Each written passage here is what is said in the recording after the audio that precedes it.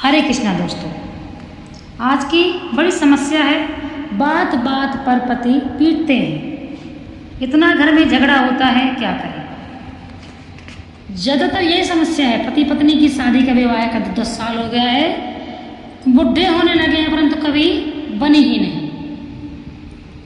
पहले कुछ बनती थी, अब और नहीं बनती। क्या करें, क्या उपाय करें। यदि पति पत्नी बात बात पर झगड़ते हैं और मारपीट करते हैं तो यह एक गंभीर समस्या है। क्या गंभीर समस्या है, बच्चों पर भी बड़ा गहरा प्रभाव पड़ता है। इस स्थिति में सबसे पहले दोनों को शांत होकर अपनी भावनाओं और समस्या पर बात करनी चाहिए। देखिए, एक तो समझदारी का विषय यह है, जब आपके बच्चे हो गए हैं तो बच्चों के सामने तो कम से कम लाज शर्म कर लो। क्या तुम बच्चे हो जो तुमको समझाना पड़ता है? हमारा समझाने का कोई मतलब नहीं है, परंतु यदि आप खुद आपके बच्चे हैं, आप कैसे झगड़ा करते हो, यह बड़ी शर्म की बात है। और ख़ासकर जिस घर में बच्चे होते हैं, उस घर के माता पिता यदि इस प्रकार से आयोजन करते हैं तो बहुत ही उस घर में निराशा रहती है। यदि यह संभव नहीं है तो किसी पारिवारिक चिकित्सक या रिश्ते सलाहकार से मदद लेना उचित है। क्या आपको रहना नहीं आता है तो किसी से सीख लो यार। अरे किसी को देखकर सीख लो। आपके अगल बगल कोई आपका अच्छे से रहता होगा, प्यार से रहता होगा, उनकी ही नकल कर लो।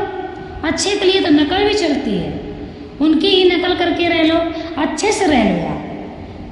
अपने माता पिता से, अपने बड़े भाई बहनों को देख कर रहो। लड़ाई नहीं करनी चाहिए। इसके अतिरिक्त कुछ ज्योतिषीय उपाय भी हैं जो पति पत्नी के बीच शांति और सद्भाव लाने में मदद कर सकते हैं। बड़ी गंभीर समस्या है। जिस घर में देखो झगड़ा होता है, आज झगड़ा करके ड्यूटी चले गए हैं, आज खाना खाकर ड्यूटी नहीं गए हैं, आज टिफिन छोड़कर ड्यूटी चले गए हैं, आज तो बिना बोले चले गए हैं, आज तो उड़ते ही चले गए हैं, आज तो पीट कर चले गए हैं। यह घर घर समस्या है। बहुत सी महिलाएं बाहर बताती हैं और बहुत सी महिलाएं नहीं बताती हैं, लाज शर्म रखती हैं, नहीं बताती हैं। पति पत्नी को एक दूसरे से खुलकर और सम्मानपूर्वक बात करनी चाहिए। न पत्नी को छुपाए और न पति को छुपाए। जो भी जैसे भी आपकी संभावनाएं हैं, जो भी जैसे भी आपकी भावनाएं हैं, परेशानियां हैं, दुख है, सुख है, कुछ गलती हुई है, कुछ अच्छा किया है, कुछ बुरा किया है, आप खुलकर बताओ। स्पष्ट रूप से व्यक्त करना चाहिए। और एक दूसरे का यह फर्ज है कि ध्यान से सुनो। जब पत्नी बता रही है तो पति नहीं सुन रहा है, जब पति बता रहा है तो पत्नी नहीं सुन रही है। आखिर कैसे शांति होगी? इस प्रकार से घर नहीं चलता है और थोड़ा थोड़ा कलेश अंत में बड़ा बन जाता है। जहाँ सुमति तहाँ संपत नाना, जहाँ कुमत तहाँ विपत निदान। एक तो जहाँ शांति रहती है, प्यार मोहब्बत रहता है, सभी लोग मुस्कुरा के हंस कर रहते हैं, जीते हैं, वहाँ पे भगवान की बड़ी कृपा होती है। और जिस जगह हमेशा कलेश रहता है, किसी से पानी मांग लिया पीने के लिए, बड़ा चिल्ला कर बोलता है, कोई बच्चा है वो चिल्ला कर बोलता है, पिता है वो चिल्ला कर, यानी किसी को तरीका ही नहीं है बात करने का, राक्षस है, तो उस घर में भगवान भी निवास नहीं करेंगे। विपत्तियां तो आएंगी ही आएंगी। हर रिश्ते में कुछ ना कुछ समझौता करना पड़ता है। पति पत्नी को एक दूसरे की जरूरतों को, इच्छाओं को समझने की कोशिश करना चाहिए और एक दूसरे के लिए कुछ त्याग करने के लिए तैयार रहना चाहिए। पत्नी हो गई बीमार, अब पति ध्यान नहीं दे रहे हैं तो घर में कलेश ही होगा। जब पति बीमार होंगे तब पत्नी सुनाएंगी। बस बात वहीं आकर फंसती है। यदि पति पत्नी अपनी समस्याओं को खुद से हल करने में असमर्थ हैं तो उन्हें किसी पारिवारिक चिकित्सक या रिश्ते सलाहकार से मदद लेनी चाहिए। एक पेशेवर व्यक्ति अब दोनों को निष्पक्ष रूप से सुनने और उन्हें अपनी समस्याओं को हल करने में मदद कर सकता है। उनके लिए है जिनकी बुद्धि नहीं है। अरे 40-40 साल के हो रहे हो, क्या लड़ रहे हो? तो बेटा ऐसे में क्या होता है कि बड़ा घर में बच्चों पर बहुत गंदा प्रभाव पड़ता है। कुछ ज्योतिषीय उपाय भी हैं जो पति पत्नी के बीच शांति सद्भाव लाने में मदद करते हैं। ओम नमः शिवाय का जाप करो,